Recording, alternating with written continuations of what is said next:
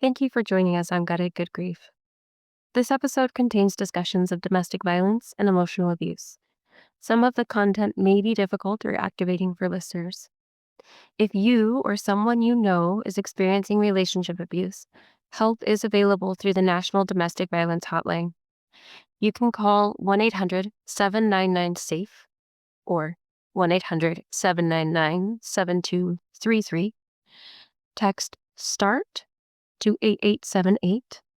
Again, text START to 88788 or access confidential support and resources at thehotline.org.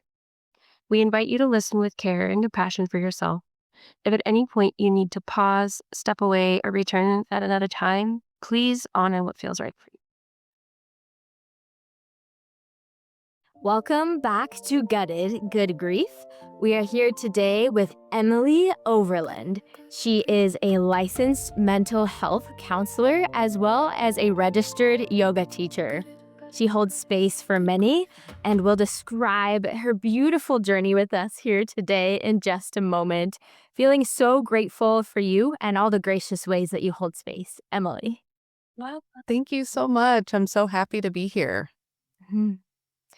I'd love to hear a little bit more about your vinyasa casa and how your weird journey holding space as a weird woman for weird women started.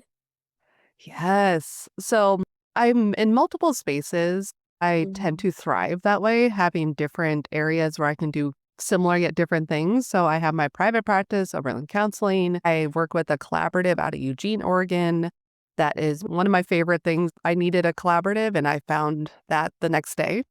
And they work with ecotherapy, transpersonal therapy, creative expression, and community is one of their big things. They're very huge advocates. And then the Vinyasa Casa, the studio that opened in February, right on the mountain, because I live at the base of Mount Hood.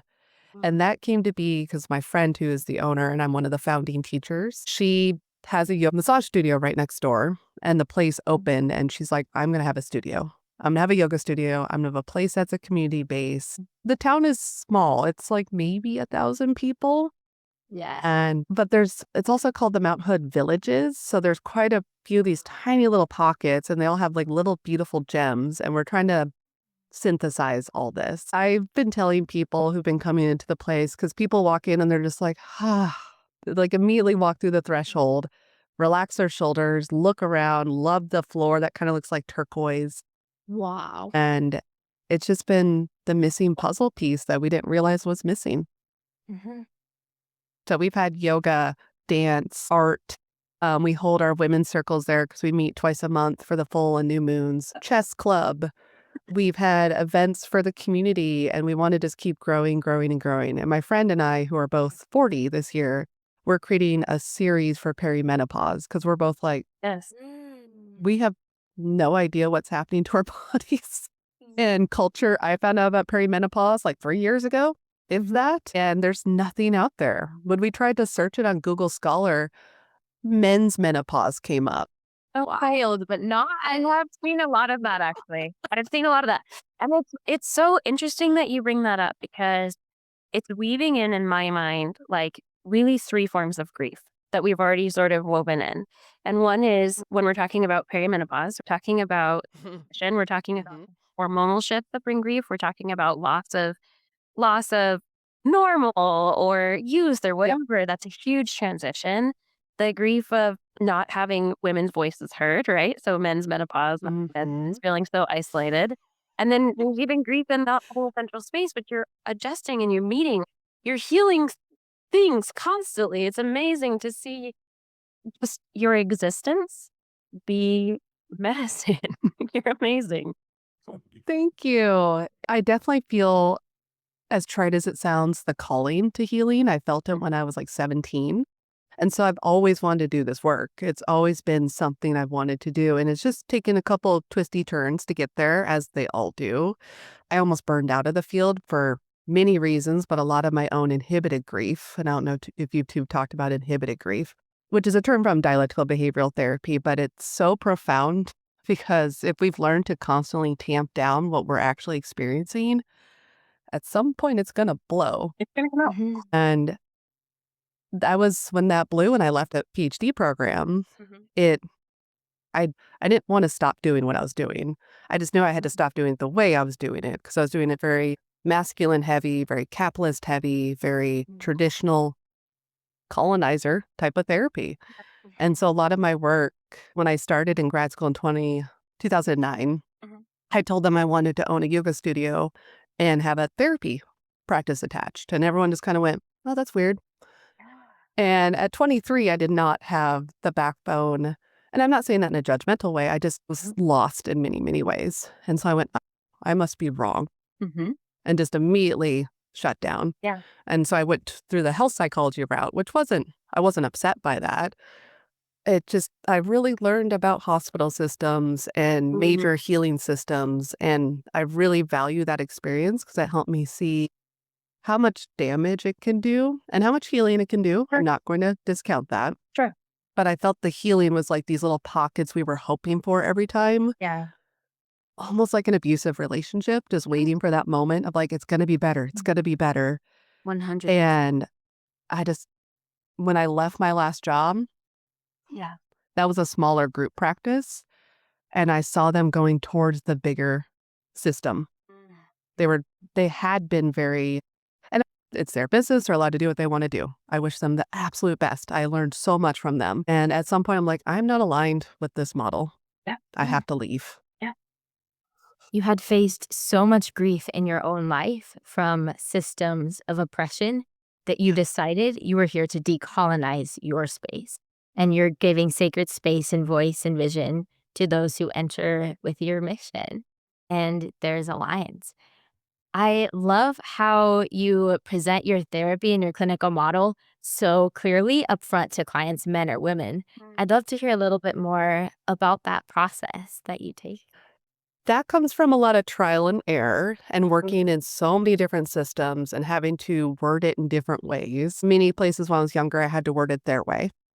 Working with the DBT protocol, because it's very protocol based, there's language that we use that I aligned more with DBT.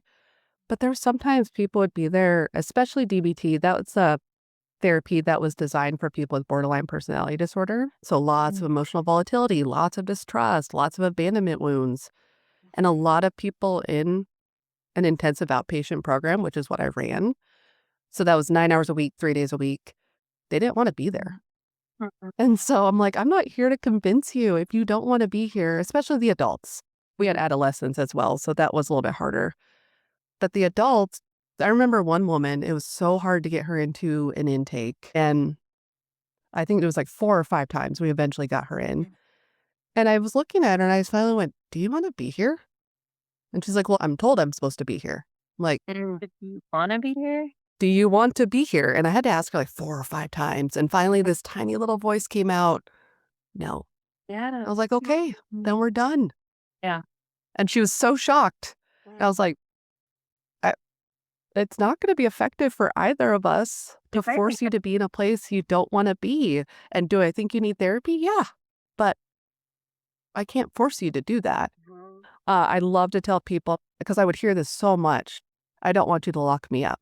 I'm like, I can't and wouldn't. So a lot of my experience comes from really, really terrified people, Yeah. really, really scared, really angry at the system. And so I just learned the more honest I can be and the more honest I am with myself and authentic, the more comfortable people are. And I tell people this every time I do a consultation call for my private practice or for the collaborative. And the consultation call is them calling to see if we're a good fit. I tell them, I'm like, I am not going to be offended if I'm not the person for you. Yeah. Straight up. This is a lot of your commitment, your time. In my private practice, it's money because my collaborative is with insurance. And there may be some copay. I was like, I want this to be worthwhile for you. So I present as much as I can of myself in a therapeutic, contained way. And I tell people, I'm like, I am not here for quick therapy at all. Mhm. I do not believe there is such a thing as quick therapy. And honestly, the more I do it, the more I don't necessarily wish that therapy was quick because there's so much that we have to process and go through and effectively grieve to really heal. Straight up. I think if we bypass we're going to miss a lot of information that grief can give us. I think grief is one of our greatest teachers, very hard, Saturn type teacher, meaning it can be very, very, it can feel oppressive. But speaking to people's truths that I can see in a session or like in a consultation has just helped me so much. And speaking to, especially if it's someone from a marginalized community, like I call out my privileges and I ask them if they're okay and like what would be helpful for them to feel more comfortable if that is an issue. And some people are like, wow, thank you. Like, you're welcome. Like, it's obvious there's differences here. And I do it with like men or people who are trans. I've done it with other women that I might look like. And I do it when I present to groups of people. Like I've done it to huge groups of businesses. I'll name my privileges. I'll name my traumas. Not with a ton of detail, but I was like, you need to know that we're all carrying something. I went on a very personal journey in a therapeutic space last year, traveling back to my hometown of Yakima in grief, a lot of it for the generational trauma, a lot of it for a child who I no longer can raise in my home at this time. And in going back to that reservation, I love how you present your traumas, your privileges, sharing the message, not necessarily all of the mess, with your clients in a way that can bring clarity and trust. Because in working with my therapist in Yakima, I noticed a certain form of grief rising in session where I almost felt a certain maternal care for this person. And finally, he admitted, because he knew it would be very helpful for in session, that his mother was going through dementia. And this brought so much clarity to the thoughts I thought were psychotic in my mind of receiving what I felt were messages from somebody I knew who wasn't dead. And I realized, wow, the client-therapist relationship is so profound. We can really feel energy from each other. And being able to tell your clients, this might be why you're feeling this from me, can be so full of love and clarity that it can be very powerful in their journey and navigating their own lives and their own grief. I think you're speaking to something that is so hard in my field and something that, like, my website is exactly how I want to be right now and exactly how I want to present to people. And I designed it very specifically that way. And I have openly named I'm a witch. I openly named that I use earth cycles and I use astrology and tarot. And magic is really hard to pinpoint and really hard to make a outcome. And I think I use the word magic a couple times on my website because I know people who know will feel comfortable with that because getting words like downloads, I don't balk at. I'm like, I know exactly what that is. And we talk about intuition in Western therapy all the time, but talking about like being able to get messages from guides, when I was in grad school, that was taught as like a psychosis. And the amount of times I've worked with people, they're like, so I heard in my head, and they're like, I don't have voices. I'm like, You're like, just keep going. You're okay. you don't need to do that here. You're fine. Yes. And I know, again, they're so worried. And the thing is, they're not making up the worry. No. And I always try to validate that too. Yeah. I tell them, like, I can't do anything. And I also encourage the collaboration. So I was telling Sydney earlier, I'm very aware that I'm in a power position as a therapist. And to do that well, I have to name it out loud. And to be in right relationship with leadership, I have to constantly be watching that power dynamic. And one of my biggest buttons is people who don't. And maybe they're not aware, but there's also people going to my field to be the power person. And it's really unfortunate that we hold a lot of power over clients. So any way to reduce that and make it more collaborative has worked well for me and my clients.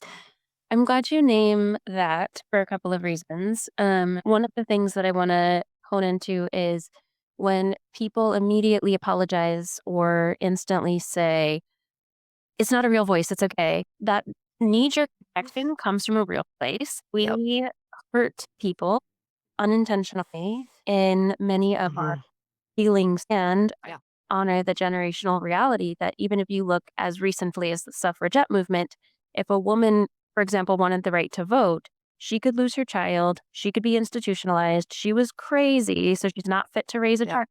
And so this is not a made up fear. This is not, I don't hear voice. I even in IFS parts work, it's about connecting with your parts.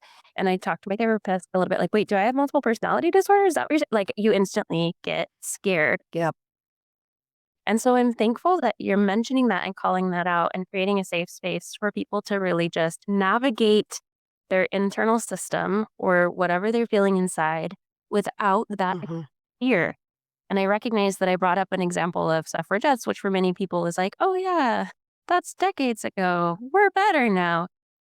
No, we are not at that, No. but we are not fully healed and outside of that. And there's still so much fear. Like you mentioned, even in 2009, breath to movement, yoga and therapy, ecosomatics, those all go together. And at the time, that was poo pooed. Hmm.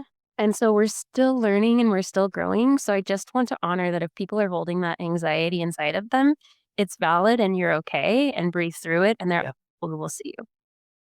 That's my only. Yes. Yeah. Especially magical people, especially intuitive, Yeah. especially the people I work with who come from like maybe indigenous cultures, like where that is more of the language. And also speaking when I don't know something, that whole, like when I'm like, I don't know, Yeah. like tell me your experience. That I wish more therapists would do that because it helps so much. Because I'm like, I don't know everything. Yeah. I Have think a there's a little lot. magic Yeah. guy. He's 8. And so he'll ask me 8 questions. In the time we were in a Christian religion, and he started asking about the process of when he was here before, but not now, and when he'll come back here again. Oh, And I said, I don't know. And this began our exploration together of different cultures and wide varieties of beliefs. And Yeah. whenever I tell this beautiful minded child, I don't know about the relationship between dishes and those trees right there, but he will light up and he will then go forward to give me everything that's on his brain. Like we are more on an equal standing, and I am here to guide and listen. And he is also here as a respected being in my life. So I really feel that. And I'm very thankful for the time I've had in therapy. That's helped me learn in those places in my life with relationships how to navigate situations where people might feel like they're looking up more than they're looking equal. Mm-hmm. Me so hard. Yeah. It was hard and scary. we'll meet in, we'll meet in a person circle one day. But how would you feel about sharing some of your grief story here today? Me. Yeah. So, Emily, we spoke a bit about 2020 Mm-hmm. and how your clients were on the front lines. They were the ones getting tear gassed, and you were finding your place as their support. Mm-hmm. In 2020, with the violent publicized death of George Floyd and the height of the COVID pandemic with everything shutting down, my family was like many that also had extreme relational issues. Mm-hmm. And as all of this not being able to breathe with the respiratory systems and that horrible act of brutality occurred, a similar theme was felt at a micro level in my home when I began to experience what was labeled as psychosis. I believed my son was being abused by his father, and when I spoke up, my voice was immediately silenced as somebody who had been isolated from community by the police force, by the CPS force, by mental health institutions, by family and friends. I had one support person, as the abuse turned out to be true, Mm-hmm. in a mental hospital at this time. After about a month of no sleep and being drugged to keep my voice silent, I had a mental health counselor who kept fighting for my story, encouraging me to call CPS, encouraging me to find someplace safe. In the hospital, since she was in Seattle and couldn't help from where she was in my time in Yakima, I ended up crossing a river in the freezing cold to get away from people that were tracking me. I thought they wanted to harm me. At this point, I had lost all sense of safety since nobody had listened, and I had gotten a restraining order against me and kicked out of this home I'd paid for since my family owned it. beautiful people under fear, not knowing what to do, not knowing who to protect. So after crossing the river, spending a night in the mountains, and coming home to mama in the mountains, rolling back across the river, accepting the police car ride to the hospital for the third time after escaping twice, stayed there, and they finally were able to qualify me into the mental hospital. Because as I'm eating this peanut butter and jelly sandwich, they go, "Did you refuse food from the police officer?" And I said, "Yeah." And they said, "You are not able to care for your basic needs."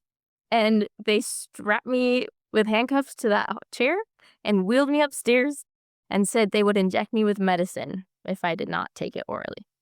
So in that hospital, I did have another advocate, and she happened to also be the psychiatrist. She wrote a note that said this episode of psychosis was a result of extreme amounts of trauma and violence. And I let that go as I continued through the system, struggling with medication, luckily finding a wonderful therapist. And just recently, that note is coming up again that she saw me. And even though my brain loves to leave when reality is unbearable, I believe in the reality that I saw and the truth that I knew. And it helps to give me voice to not stop fighting for myself and the people I love. And so I'd love to hear more about those stories similar to mine where people, because of their life situation, maybe I'm part of the LGBTQ community, I'm a woman of color, those things might have played a piece in the systematic oppression and violence. But the biggest piece that was played was I was fighting for somebody, and the men who were at stake were the ones protected. I'd love to hear a little bit about the ways you respectfully address the patriarchy throughout your therapy for both men and women and holding space. I just want to say thank you for sharing, Mm-hmm. because I know it can be really difficult to get into the grief wounds, and especially something that was so damaging. Like, it altered your life. It completely changed your life. And so glad you're able to, like, there were people, just not enough. Just not enough. And as you were speaking, I immediately thought of my very first client. Mm. I worked in a free health clinic because when I was younger, I had to do the hardest work, Yeah. hardest, deepest work. Because that looking back, it can mean many things, but looking back, that's how I had to prove my worth. Mm. And I remember sitting at, like, it's a core memory, sitting in this room with this woman who is in her 50s. So I would have been like 24. So she was at least 20 years old or 30 years older than me. And the amount of trauma she had experienced at the hands of men in her life, in her family system, and the amount of grief she had just suffered. She had just lost her mom and her grandma back to back. Yeah. And she had been hospitalized because I don't remember exactly the words, but it was something akin to like went crazy. And I just remember going like, yeah. And grief compounds. So we know that when we have like, especially like a death, something that seems like the typical grief, it opens our floodgates of grief.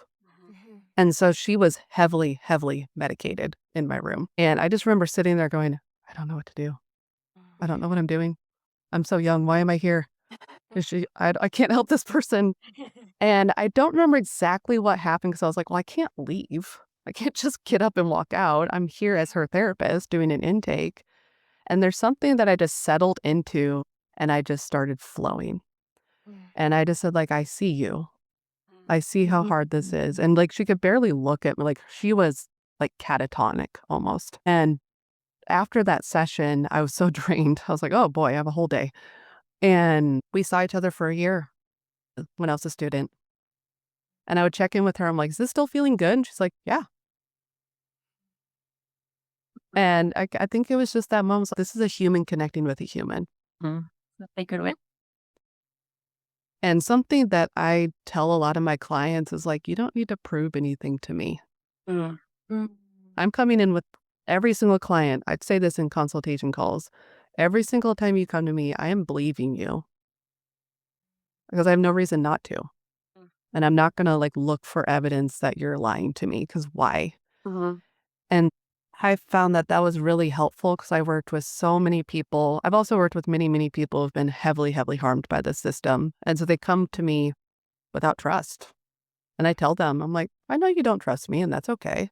Mhm. And sometimes they'll like get like, what? And I was like, I do not expect you to trust me for a while. Mhm. And I'm just going to keep trusting you. And something about that, and like I'll sometimes like repeat it. I'm like, it's okay if you don't trust me. I have a couple adolescents on my caseload right now who are new. And I tell them that like every session, I'm like, it's okay. We're just building on it. Mhm. Yeah. And I think again, it's just that working together versus like, I know the best. I'm the expert. Mhm. I'm maybe the expert on some things of trauma and some theories of therapy, but I'm not the expert of the person sitting in front of me. Mm. You help bring people their own medicine by listening to that flow. And it sounds like with all of your beautiful clinical experience, your time as a yoga teacher, your time with the earth, your time as a woman of beautiful rising into your power through both a clinical setting and a personal setting in spaces you describe in that third space where there's your home, you said there's your work, and then you have that third space. And all of these beautiful ways that you've found different forms of intelligence. What I'm hearing is that once you sit with a client, you let that integrate, but what's flowing is just your humanness, just how you are, Mhm. allowing people to be as they are and let that interpersonal play flow together. Yes. One of the other feedbacks I got in graduate school after, so we do practicums where we're off doing therapy and then we have a class and we tend to have to transcribe sessions that clients agree to. Mhm. And then we go through it, we listen to it, we get feedback from each other. And so I recorded this session. I can't remember exactly which client it was. I'm thinking it's one who she had started school. That was when I was at Baker University in this tiny town in Kansas. Mhm. And she was in the wrong place. She was in the wrong school with the wrong partner, doing the wrong degree. And so she was chaotic. And Wild. she's like, people keep telling me I'm wrong. And I'm like, it just sounds like you're in the wrong places. Mhm. And eventually she cut ties with all of those things and went to the school that she wanted to. But I transcribed this session. She's rapidly speaking and I'm like tracking her. I'm pretty sure she had ADHD looking back. But all of my, colleagues are giving me praise and they're like, I don't know how you track that. That was great. And the professor's sitting across from me and he's just like kind of sitting there thinking and being silent. And I was like, what? And he's like, you're interesting. And that was it. And I was just like, and? And so we went out for break and my friend was like, hold 1 second. I got you. Because I had a really, really close friend in grad school that she and I don't think we would have gotten through it if it wasn't for each other. And she was like, I know you're upset right now. I know that was not the best feedback. And she's like, well, how I took that was you are always you in the room. He is not. He can't be authentic. And it Mm. threatens him. You are you, so your clients can be them. Mhm. And I've held on to that. I was like, the more me I am, the more my clients can be them. I feel my own body reacting, my own eyes tearing at that. How beautiful of a compliment. Interesting. Just like Mhm. weird that these beautiful languages for something that can't be defined, but is so human and natural, is all the ways that these people are describing you at huge hallmark points for you in your career because you take that and define it how you want to, which is Mhm. exactly what they were saying. It's so Yep. beautiful. Thank you. The encouragement and validation, and exploring of curiosity and self-trust. So with your first client you mentioned when you said, I see you, and you gave her time to help her see her too, or this client when you were still in school and you were tracking it, like, no, you're in the wrong place. What I wanted to honor was the importance of self-trust. And I think that's so deeply rooted Mhm. when you said she was in the wrong place. That was the reality for Miss Sydney Rose as well. Nothing that she said was actually wrong. It just happened to be that the people that she was reaching out about were very well protected in the community. And so she became sheep. and what that can Yeah. do to a person. And when, for example, your first client had went through many losses and then experienced pain at the hands of others, you're already in a state of grief and then you're not receiving support, your body is going to respond in a more chaotic way or a way that does not feel safe. So Hmm. learning to have some level of self trust and connecting with a therapist who will inspire some level of self trust and finding a way to come home to yourself is the work. It is so hard, but I do feel like that's where grief is your most sacred teacher. It brings you Yeah. home to your body, it brings you home. It opens that deep wound inside where you go and you rebuild and you learn and you listen and you cry and you feel. And to do that in a space where somebody is willing to trust you so that you can trust yourself just a little bit more each day is significant. Mhm. So I think, That piece of I hear and I see you, because that's quite a wound that I've had from family of origin. yes. Mhm. And reflecting back now and now knowing I'm neurodivergent, it makes sense. And a lot of my work has been accepting my parents did the best they could with what they had at the time. And they could have done better, but I don't blame them. But it's helped me have a deep compassion for, because I work with a lot of people now who are coming to me, because I also put it on my website, Mm. who have been late diagnosed with ADHD or autism or both, or are curious. They're like, I just don't feel like I fit in. I don't feel normal. I don't feel right. I get a lot of that. Or people who are like exploring the magic side of things. So it's very, very similar type of language because our culture is not built for either of those paradigms. And so the piece you were speaking to Sydney of just like the extreme loss and like fighting huge systems. I did not go through something similar, but I went through like my own version of like extreme loss that was over a year of time where every bit of stability I had, it was like ripped from underneath me. And I don't believe therapists have to go through the same thing our clients have to go through. They don't to be effective. But that's one piece I rarely share with clients because they don't it's not helpful for them unless like something does specifically come up. But that deep, deep loss. And I think one of the hardest parts for me during that time was I didn't know myself. Mm. I didn't know how to ask for help. So I just started isolating. And I started isolating from my friend group. And this was when I was in Lawrence. Mhm. And my friends were like trying to help the best that they can, but I wasn't telling them anything because I didn't know how to tell them. And I went back to a version of myself that just knew be quiet and suffer alone. And it was incredibly difficult to break out of that grief cycle because, like, more grief happened when I was in the grief cycle, as I'm sure you can relate to. And I was harmed more. And I don't like the words broke me. When a clients are like, I'm broken, I'm like, we don't You're right. break. It's like we never break. We can feel like it. I will validate that. We can feel like everything is just shattered. But it's like we actually do not break. Our souls do not break. But when I hear clients in that space, I can tap into my own knowing of what that can feel like Mhm. and not taking from them, but knowing you feel like you lose your mind. You feel like you're losing your mind. And Heart to have breaks, mind someone, breaks.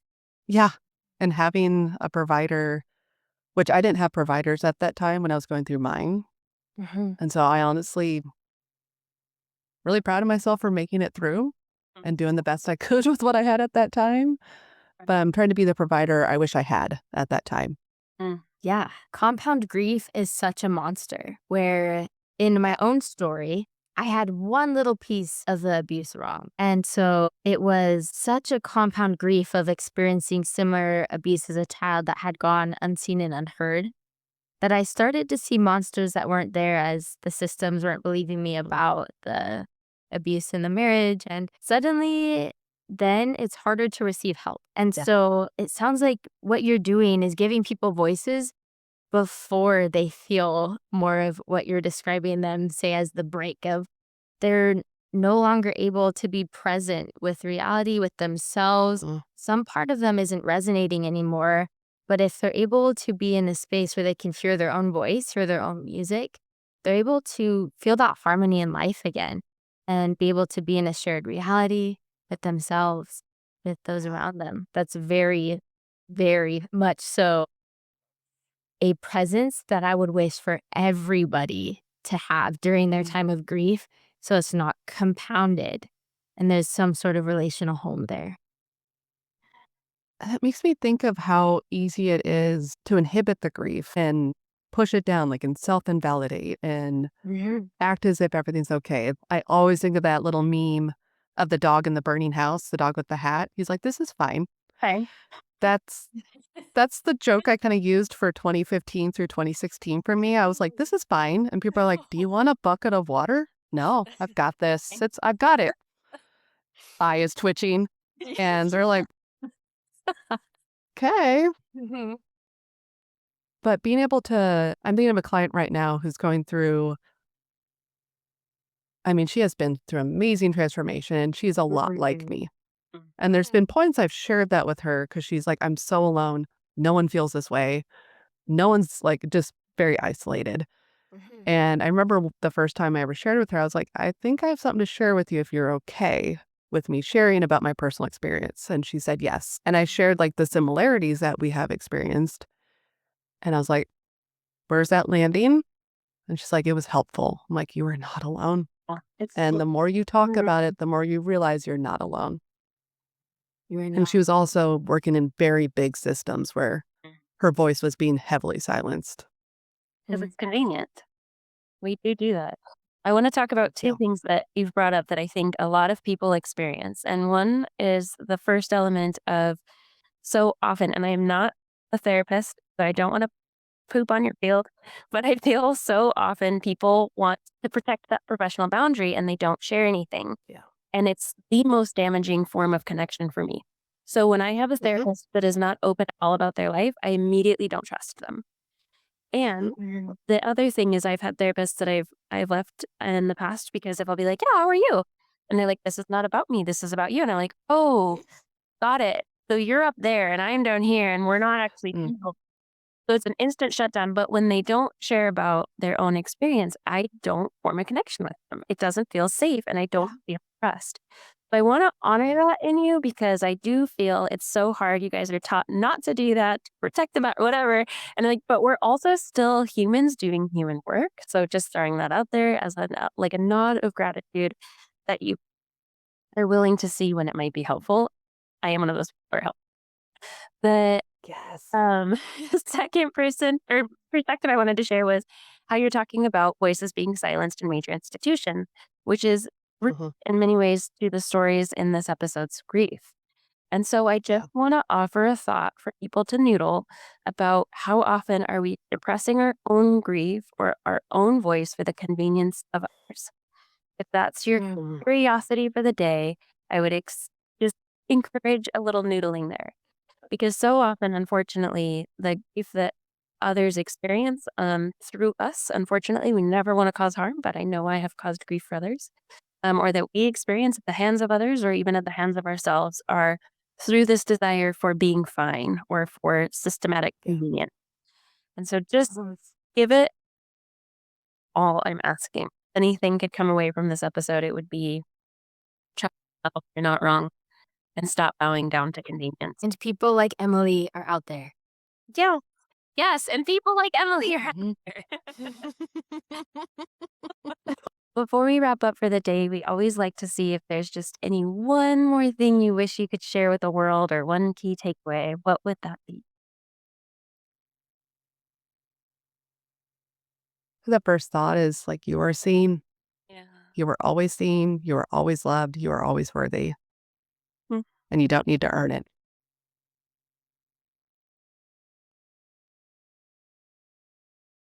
I love that. I'm so thankful. I enjoyed hearing about everything from Vinyasa Costa to the ways you see people and the ways that you've seen yourself. Thank you for being here today. Thank you so much. This was such an honor. Same. Well, at the end of this day, please hold your grief, hold yourselves, know that you're seen and loved, and thank you for joining us today. Namaste. Bye.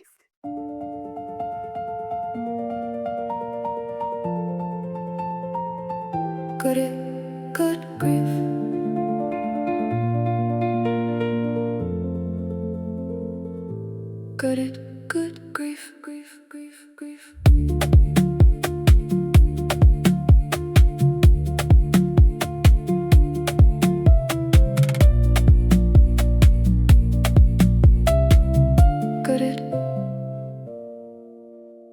grief.